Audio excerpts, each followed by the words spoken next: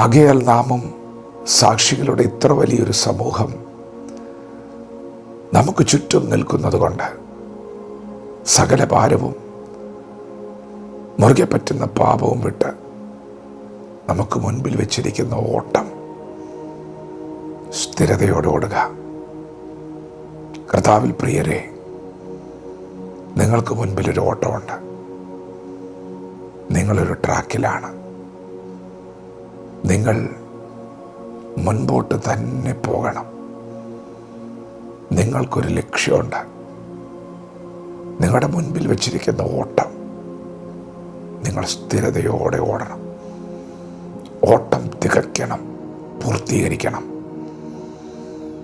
എന്നാൽ നിങ്ങളുടെ യാത്രയിൽ നിങ്ങളെ തളർത്തുവാൻ ശക്തമായ കാറ്റടിക്കുന്നത് പോലെ, തിരകൾ ഉയരുന്നത് പോലെ ജീവിതഭാരങ്ങൾ ഏറി വരുമ്പോൾ ഇന്നലകളിൽ ഇതുപോലെ ഓടിയവരെ നിങ്ങൾ നോക്കണം. നിങ്ങൾക്ക് മുന്നമേ ഓട്ടം തികച്ചവരെ നോക്കണം. അവരെങ്ങനെയാണ് ഓടിയത്? അവരെല്ലാവരും വിശ്വാസവീരന്മാരായിരുന്നു. പ്രിയപ്പെട്ടവരെ, ആരും ദൈവത്തെ കണ്ടിട്ടില്ല. എല്ലാവരും വിശ്വസിച്ചാണ് ചുവടുകൾ വെച്ചത്. നമ്മുടെ പിതാവായ അബ്രഹാം ദൈവത്തെ വിശ്വസിച്ചു. ദൈവത്തെ കണ്ടിട്ടില്ല. കാത്തിരുന്നു 25 വർഷക്കാലം. തൻ്റെ ശരീരം നിർജീവമാകുകയാണ്. ഭാര്യയുടെ ഗർഭപാത്രം നിർജീവമാകുകയാണ്. ഇത് താൻ ഗ്രഹിക്കുന്നുണ്ട്. എന്നിട്ടും പറഞ്ഞു ദൈവം പ്രവർത്തിക്കുമെന്ന്.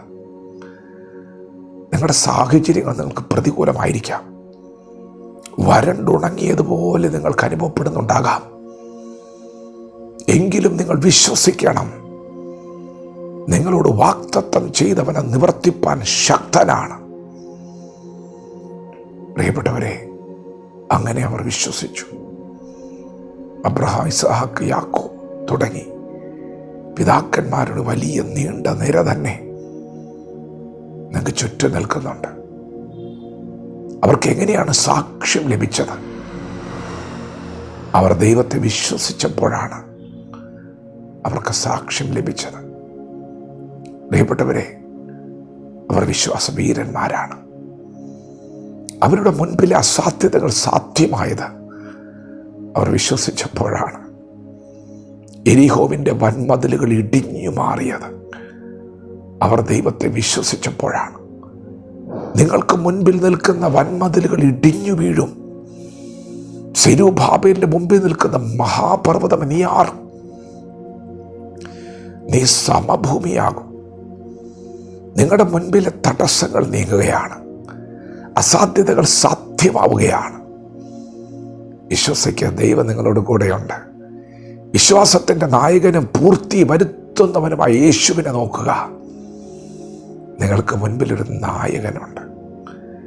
നിങ്ങളെ വിളിച്ചവൻ, വിശ്വസ്തനായ ദൈവം, വഴിയിലിട്ടിട്ട് പോകാത്ത ദൈവം, ഈ ഓട്ടം പൂർത്തീകരിക്കുന്നവനായ ദൈവം നിങ്ങളുടെ മുൻപിലുണ്ട്. നിങ്ങളുടെ നോട്ടം അവനിൽ നിന്ന് മാറരുത്. അവങ്കിലേക്ക് നോക്കിയവർ പ്രകാശിതരായ അവരുടെ മുഖം ലജ്ജിച്ചു പോവുകയില്ല. നിങ്ങളുടെ തല താഴുവാൻ ദൈവം സമ്മതിക്കുകയില്ല. നിങ്ങൾ ലജ്ജിച്ചു പോകുകയില്ല. നിങ്ങൾ വീണ് കിടക്കുകയില്ല. ദൈവം നിങ്ങളുടെ കരത്തിൽ പിടിക്കുകയാണ്. അസാധ്യതകൾ സാധ്യമാവുകയാണ്. ദൈവം നിങ്ങൾക്ക് വേണ്ടി വാതിലുകൾ തുറക്കുകയാണ്. വിശ്വസിക്കുക, ദൈവം നിങ്ങളോട് കൂടെയുണ്ട്. വചനത്തോട് പ്രതികരിക്കാം. ദൈവം നമ്മെ ഓരോരുത്തരെയും പകൽ അനുഗ്രഹിക്കുമാറാകട്ടെ. ആമേൻ.